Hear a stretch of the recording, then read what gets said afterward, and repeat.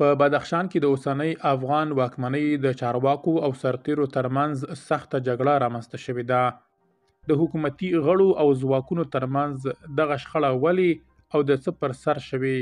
د کابل د واکمنۍ مسؤلان او ځایي خلک یې په اړه څه وایي؟ بشپړ جزئیات په ویډیو کې تر پایه وګورئ. پتمنو لیدونکو ستړي مه شئ. د بدخشان د سرو زرو پر کان د کابل د اوسنۍ واکمنۍ چارواکو خپلمنځي نښته کې یو سرتیری وژل شوی. ځایي سرچینې وایي د افغان حکومت د دوو ځواکمنو قومندانانو ترمنځ د بدخشان په شهر بزرګ ولسوالۍ کې د سرو زرو پر یو کان وسلواله نښته شوې. د راپورونو له مخې په دې نښته کې د حکومت د سرحدي کنډک یو سرتیری وژل شوی او د دواړو لورو ترمنځ کړکېچ لا هم روان دی.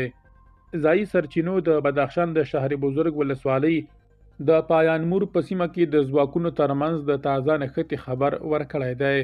سرچینې وایي دا نښته د بدخشان د معادن پخواني رئیس او د اوسني رئیس ترمنځ د سرو زرو کان پر سر شوې ده.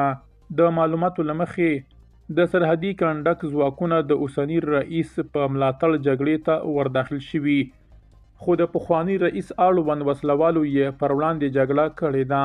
سرچینې زیاتوي په نښته کې لږ تر لږه یو سرتیری وژل شوی. سرچینې دا هم وایي چې دواړو خواو ته تلفات اوښتي، خو کره شمېر یې معلوم نه دی. ویل کېږي پخوانی او اوسنی رئیس دواړه د کابل د اوسنۍ واکمنۍ د اغېزناکو سیمه ییزو قومندانانو له ډلې دي. پخوانی رئیس که څه هم پر رسمي ډول د حکومت غړی نه دی، خو په سیمه کې د وسلوالو یوه ډله تر خپل واک لاندې لري.